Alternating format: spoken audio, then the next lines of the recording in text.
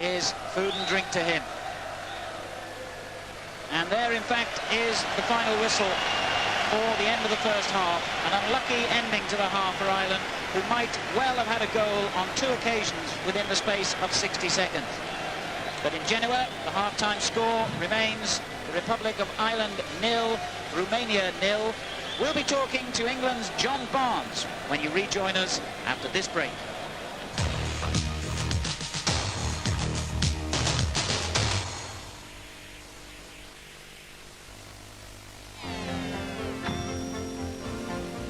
Remark sale.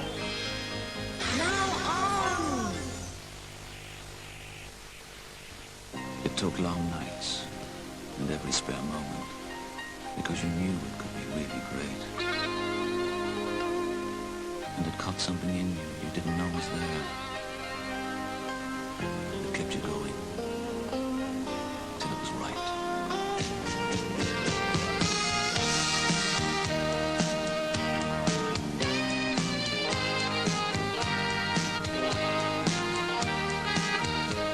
How's the car? Fine. Hard lager, the way you want it. Cool and naturally brewed.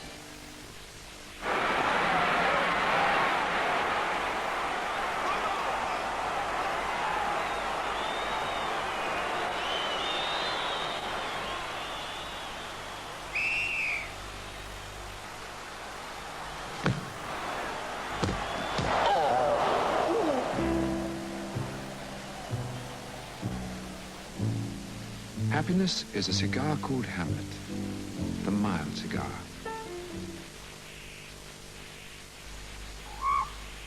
Look at that. Oh, yes. Don't see many of those around these parts. What is it? Well, you notice the rear wing there? Yes. The unusual colouring? Yes. Notice how it seems to be keeping rather low. It's making some wonderful sounds. Stereo. Oh, yes. Thought so. An XR3i, unless I'm very much mistaken. Well, it may look like an XR3i, but in fact, it's an Escort Eclipse. What's an Escort Eclipse? About £3 less than an XR3i. The limited edition Escort Eclipse 1.3 at £8,595.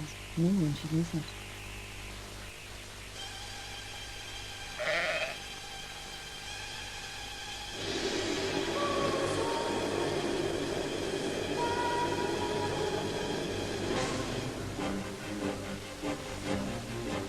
All over Britain, something strange and wonderful is happening. From far above the planet, BSB is beaming down its 5 themed channels. There's sport, movies, arts, comedy, and music. British television will never be the same again.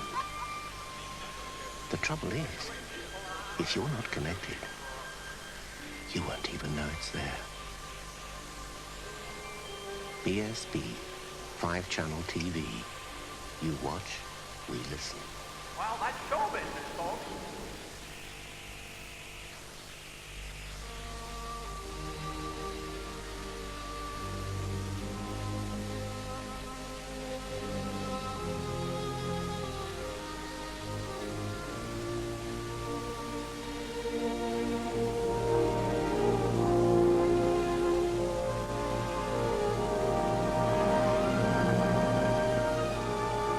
Make your money grow. Plant it with Legal & General.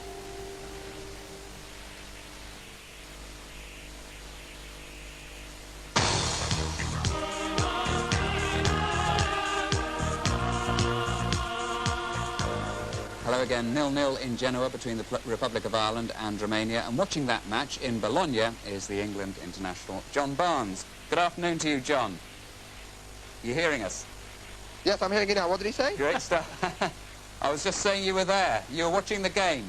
You reckon the Irish the Irish are coming back rather well, don't you think? Yeah, Romania started off very well, and I thought it was going to be a rout, but Ireland got more into it, and they're knocking it around nicely, and they've had a couple of chances. They look the stronger side. So at the moment you're on course to meet them in the final in Rome. Is that right? Oh, well, we've got to little problem with Belgium first, but then after that, who knows? Yeah. What are your thoughts on the Belgium match? Are we going to see the real John Barnes? I hope so.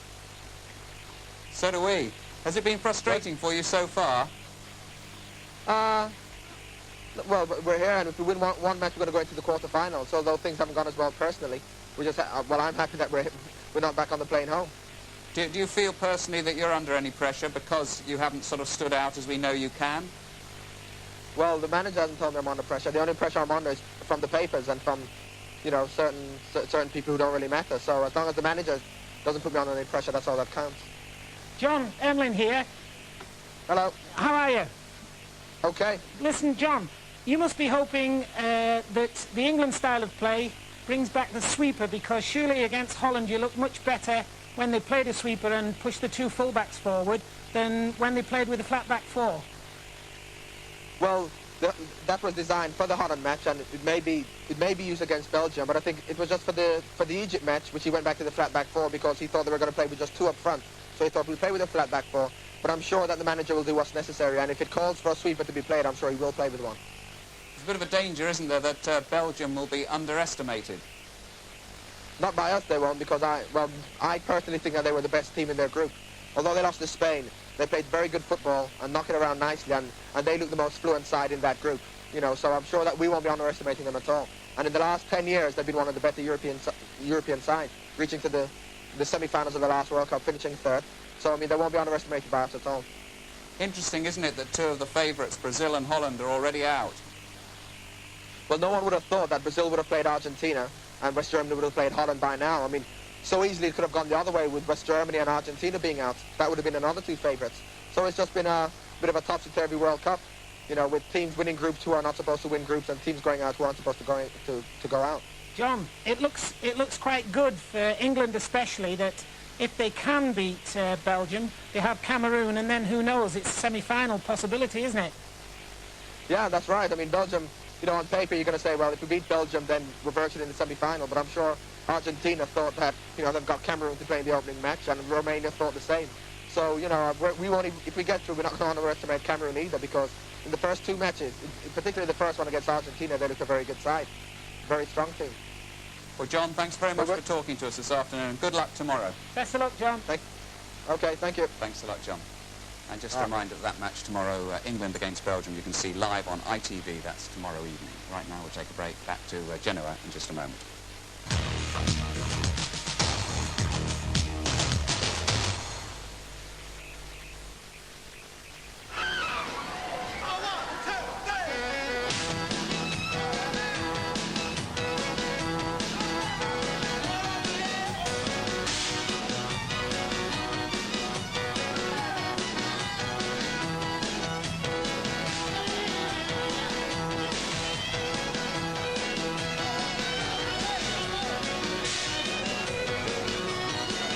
Alcohol, 100% tenants.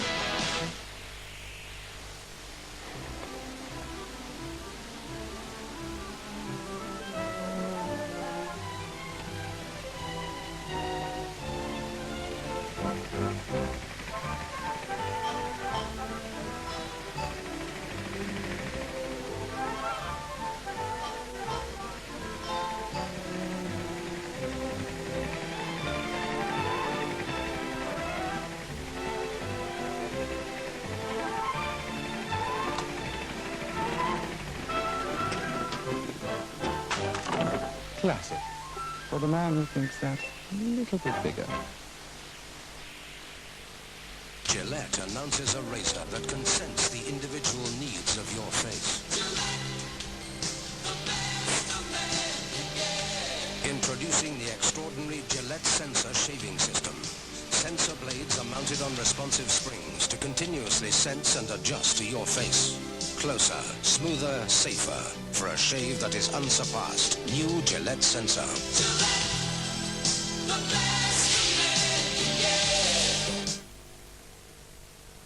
When the last decade began, who'd have thought we'd see a film star in the White House? Or a warm front in the Cold War? Who'd have believed that a bunch of flowers would go for 25 million? Or that a bunch of Europeans would win the Ryder Cup? And who'd have thought a company famous for saloon cars would have stolen the show at motor fairs throughout Europe by designing the most aerodynamic coupe ever built. Already called by many car of the decade, we call it Calibra. And Vauxhall has made a stunning start to the 90s. Love letters fade from your heart. Morning, Sam. Morning, Keep us so near while apart. Morning, Fred. Oh, Sally. Good morning, Mr. Thompson. Hi, Mrs. Wilson. And I kiss the name that We know all our customers by name. No wonder some people have a negative view of banks.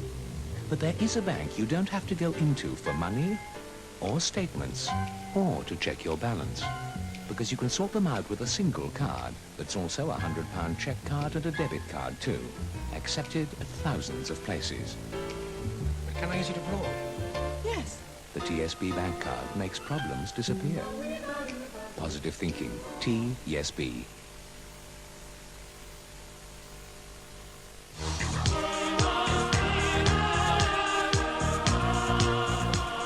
Welcome back to Genoa. No goals here. Interesting to hear the thoughts of John Barnes there at the interval. We're all hoping for a Liverpool-type performance from him for England tomorrow. Ian, when he plays for England, it always seems as if he's trapped. Now, is it that he's trapped within the system or trapped by his own inhibitions? Which do you think it is? Well, I certainly don't think it's a system, because I'm sure Bobby Robson wouldn't restrict John Barnes to doing anything other than he does for Liverpool. He would want him to get the ball and dribble with it like he does. He'd want him to score goals like he does. He'd want him to do all the things that John Barnes does for Liverpool. So don't blame the system. I don't know the answer, but John's been picked on recent performances when it really doesn't justify it. All right, well, let's have a look at one or two incidents here from the first half as we wait for the players to come out. And Romania really starting well, Ian. Oh, Romania came out like a bomb, and they had so many good attacks early on. And, you know, Pat Bonner had to be on his toes. And I thought the Irish lads weathered the storm well. I think the two centre-backs have played very well. Big Mick McCarthy was playing well, Kevin Mon, and they had to, because number 10, Hadji, has given them a lot of trouble, and the number 8, Sabu. But as I say, they weathered the storm. And then we were looking for them to impose their game on the Romanians with a high ball, and they did it. And eventually they started getting the ball into the box. And as we know, that's the only way that Ireland, we feel that's the only way Ireland, we're going to score goals. And here's a chance here from that Sheedy had.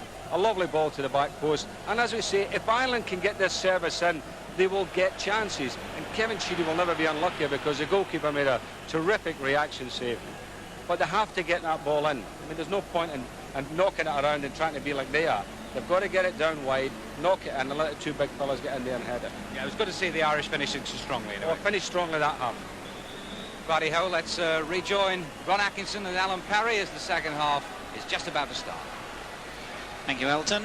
This only the second time, incidentally, these two countries have ever met, and Jack Charlton was in charge of the Republic of Ireland when they played 2 years ago in Dublin, and Ireland won by 2-0, although it has to be said it was against an understrength Romanian team. The Romanians making their 5th appearance in the World Cup finals, and of their previous 11 matches at this stage, they've won only 3. Lung, the Romanian goalkeeper, who at 6'5" is one of the tallest of the, more than 500 players who took part in these World Cup finals, knows he could be in for an aerial battering in the second half, as Chris Morris is warned by the referee, I think, that he's got to have shin pads on. Yes, half the Romanian side have come over here to put shin pads on. I must say, I cannot see the point. If a player feels comfortable without shin pads, it's a personal risk he's taking. Why on earth should it be the property of the referees to insist that they wear them? I just don't understand that. Yeah, but I would have to say on the reverse, I think players that don't wear, particularly the shin pads as they are today, they're so light. It must be balmy if they play if they run the risk of injury, man, it must be balmy to play without shin guards. But if you don't wear them week in, week out, and you're not used to them, I mean, it's something that you're going to feel all the time if you're not used to having them there, isn't it? No, but the point I'm trying to make, Alan, is they should wear them week in and week out. They're not like those big, thick paperbacks we used to put down. Well, 2 copies of the